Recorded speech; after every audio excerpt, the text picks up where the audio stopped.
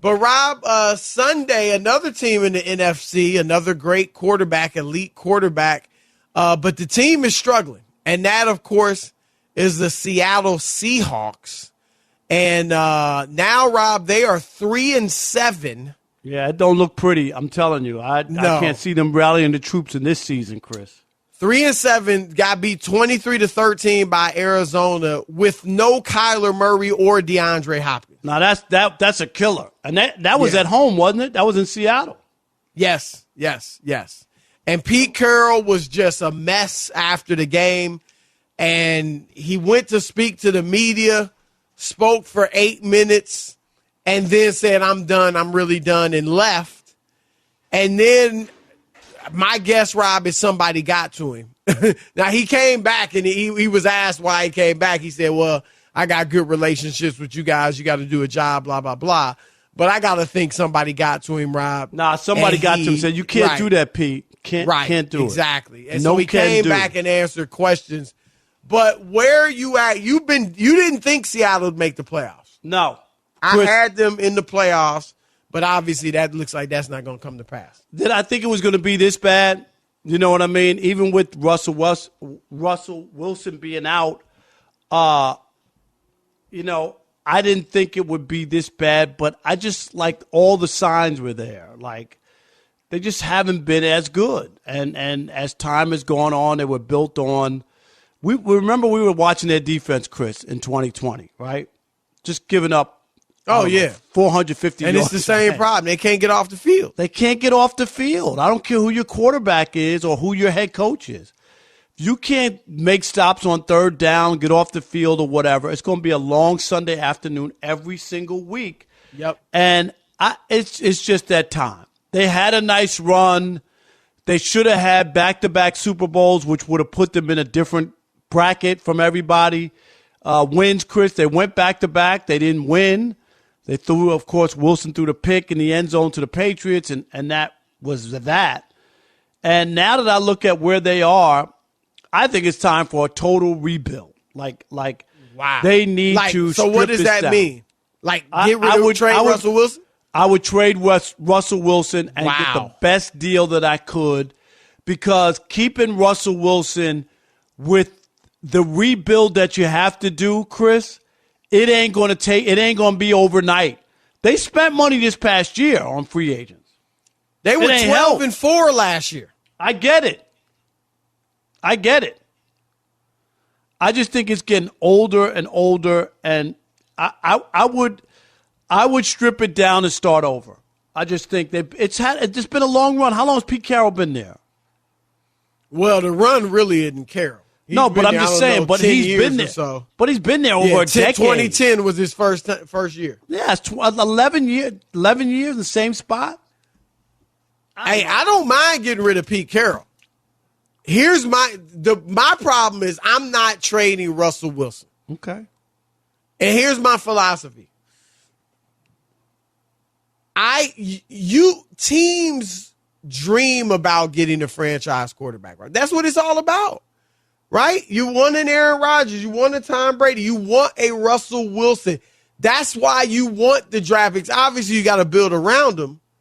But we know in general, if you don't get that elite quarterback, it's going to be very difficult, not impossible, but very difficult for you to win a Super Bowl. And even if you win a Super Bowl, it's very difficult for you to sustain greatness. Packers with Aaron Rodgers or Brett Favre there were always relevant, always in the hunt, even if they didn't win it, even if they only won 2 Super Bowls. New England with Tom Brady, wherever Peyton Manning was, Denver or Indianapolis. When you've got that guy, you're going to have a decade plus of relevancy. And you'll probably, good chance you win a Super Bowl, if not more. And they got that guy. He'll be 33 at the end of this month. And Rob, they went the first 36 years of their franchise without getting a franchise quarterback.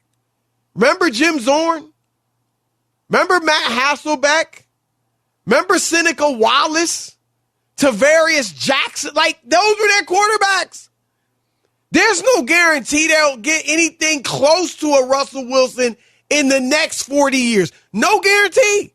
They might, but it's rare. Rob, we know teams that have never had a quarterback like that.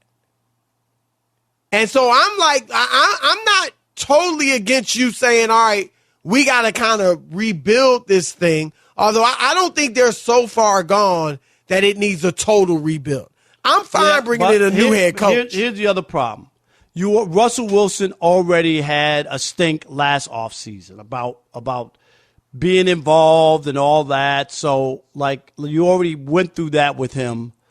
And before you get into anything else and have it be ugly or there be a situation, get the most you can. You can do something, and you could look at it and say, well, look at what New England did. They parted with Brady the first year. They scuffled, but they got a quarterback. We might have a chance to get a quarterback and rebuild, and now it looks like the Patriots could be in the playoffs the second year, right? So it ain't impossible. That's a rarity. It's not impossible. No, I know, but it's not impossible. That's not common. I'm just saying that's what I would be looking at. I wouldn't look at them. Would say we're not the Jets or we're not the Jaguars. We're not that bad, Chris. They don't have anything, those teams. So, and if Pete Carroll decides he wants to stay and stick around, I'm just saying I think there comes a time, and I would rather. So you would pick Carroll over Wilson? No, I just think it's time to move Wilson, and I would rather move Wilson a couple years early than a couple years late. But you would pick Pete Carroll over Russell Wilson? Yeah, I would keep Pete Carroll and have him with a rebuild. No way I would. I mean, I don't mind moving on from Pete Carroll, and he'll be in the Hall of Fame and all that, and that's fine. His legacy is great, and it is what it is. But Rob, you notice Pete Carroll was not doing anything before Russell Wilson got there. Now, college, yeah, great at USC, but he was a mediocre NFL coach in a few places. All right, the Jets, 1 year with them, 6-10. 3 years with the Patriots. Okay, made the playoffs twice. Never great teams, but okay. And then Seattle, his first 2 years there, 7-9. He gets Russell Wilson injured, and this is accurate. Russell Wilson fell into his lap because remember they got Matt Flynn. That they thought that was going to be their guy. Yeah, the Lions were the ones who suckered him in. If you remember, Matt Flynn set the Packers franchise record, Chris. He threw 5 touchdowns against the Lions in a late season game, and everybody thought, "Oh my God, the Packers have another quarterback," and they signed him, and they couldn't get rid of him fast enough. Yep. And he, like you said, Seattle, he goes there, and Russell Wilson takes over. And so, 3rd round pick, of course, Wilson. So that's what I'm like. I would keep Wilson. He's better at what he does, in my view, than Pete Carroll is at what he does, especially at this stage. And I get it. You're right. Maybe Wilson will raise a stink, Rob. Maybe it gets ugly, and then you got to do what you got to do. And then by that point, Chris, you're not going to get the same value. Like if I pick up the phone and say, "Hey, Russell Wilson's available after this season." What? Okay, let's get the best package.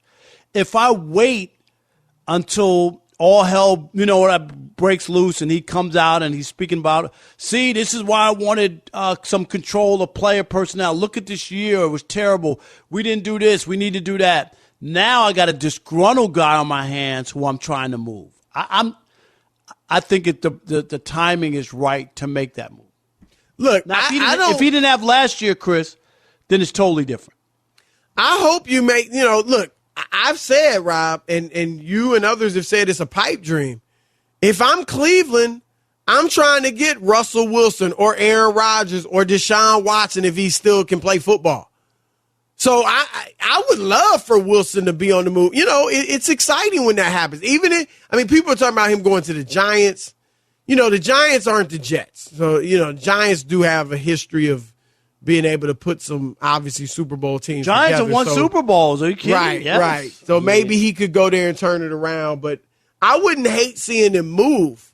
But I'm just saying philosophically, if I've got a franchise quarterback, I'm keeping him until deep into his 30s at least.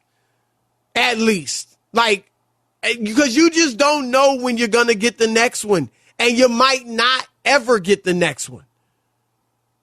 So, Seattle was an also, afterthought for the most part. I mean, they had some years here and there. I get it, and that's true. You don't know, but sometimes I think you just don't want to hold on to somebody too long. And because of him being disgruntled last offseason, Chris, that's the part that I'm trying to avoid having that happen.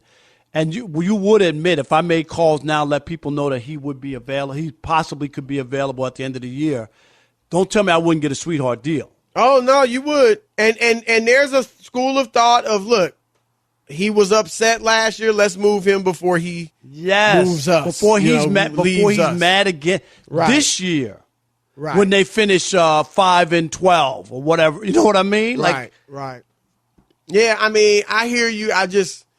That's my philosophy, but we'll see.